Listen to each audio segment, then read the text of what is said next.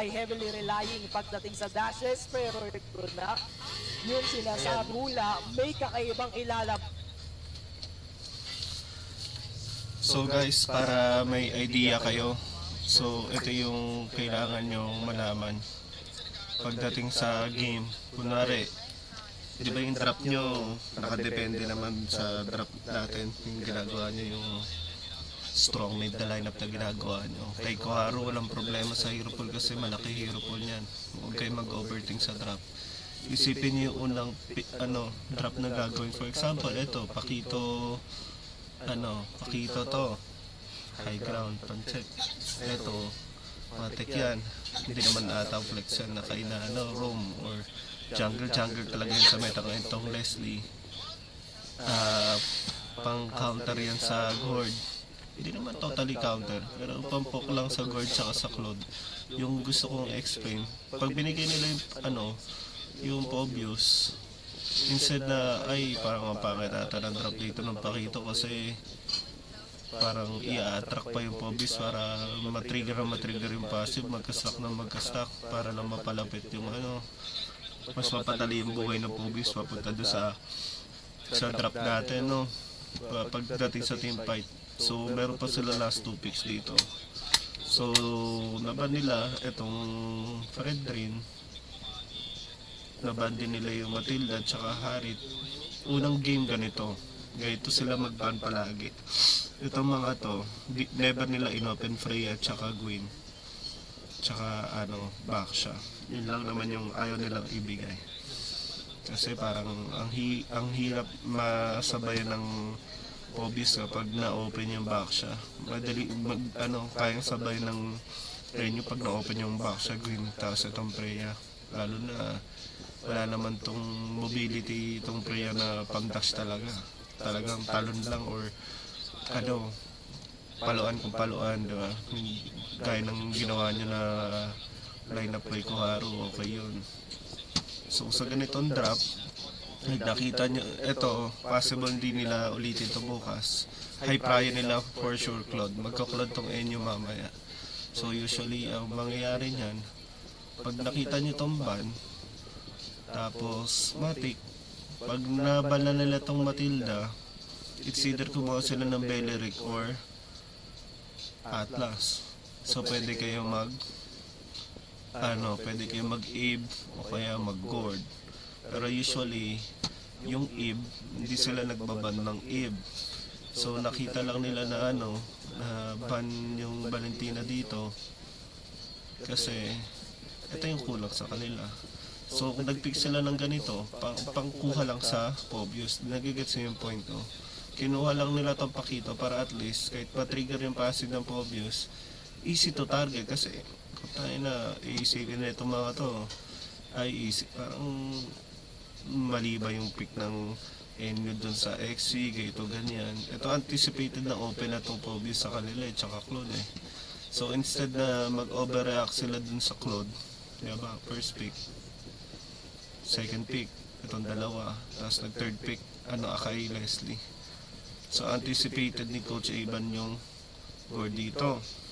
Kasi nakatayo lang, so kumuha sila lang pang counter sa Claude pag mag-in, blazing duet, heavy spin, hurricane dance, di ba?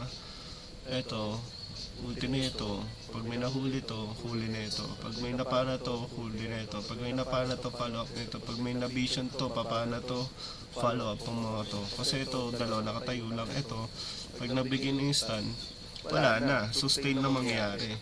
Kaya ang mangyayari dyan, pick off, puro pick off. So nagban pa sila ng ganito.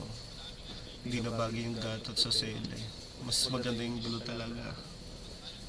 Kasi yung gatot, gagana lang yan kapag team fight before, during, and after the team fight. Pero ito, hindi pa nag-up yung turtle. Umiikot na to sa mapa. Nagkakat na to. Nirelease na ito o tutulong na kay Estasio. Tulungan na at least mag-poke sa mga green, mag-vision, magbigay ng info, ganun. So at least may idea kayo. Fast forward natin. So basta yun yung activity nila, tingnan mo. Diba? Pick up type, single target, hero. Ito, pag na-stun na, wala na. Nabigay na yung stun. Ang mangyari, ito na lang check ng check bush. Kaso paano ito mag-check bush? Yung bilog, mystic dash, tsaka yung bola. Ito, magbubushing to, likod na likod to, likod na likod to. Ito, lalim na lalim yan. So, lahat tong tatlo may vision. Tapos, ito, haharap. Dahil takot kasi pag sumubsob to, ulti na ito. Pag sumubsob to, ulti na ito. So, wala makakatago sa Akari. Kaya nahirap sila. Pass forward natin Pass forward natin para makareview agad kayo dyan sa nyo. For example, ito. Anong unusual na ginagawa? Nag-blue, nag-leash, nag-blue, nag-leash.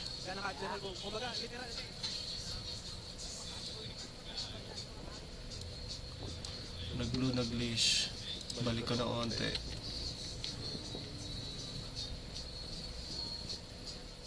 Blue muna, walang kinuhang green. Normal rotation yung Adamson. Pagka blue lito. So pagka pass clear nyo, decide kayo harina. Kung dito wanderer kayo agad, regardless kung dito galing or not. Kasi kung ang turtle is baba, ang pattern ni Estacio pataas. So ganito siya kumuha ng ng jungle, no. Pagkatapos ng kumuha ng blue, kuha agad ng na Lito Wanderer. Dito yan. Sausaw agad sa mid. Kasi level 2 naman agad yung mga jungle. Tanim agad si Blas. Selena. Diyan na. Okay na yan. Pader lang sila. Dikit lang. So nag-blue yung Lancelot, nag-green. Para makasabay, nag-green, nahuli. May na-pick up na. Natik yan. Kahit ako mag-orange pa ako niyan Kasi nakakuha yung Lancelot. Out muna, vision lang. Vision lang. Pansin nyo, ang ginagawang vision ng blue. Vision lang. Parang ipit. Yun ang iipit lang, pre. Vision lang to. So, careful ka dito, Careful ka dito, pangalan nito. Shelby. Mirror ka lang, pre. Bahalaga di makalalim sa gold yung NU Bulldog sa maya, ha? Ikisuyo lang ako.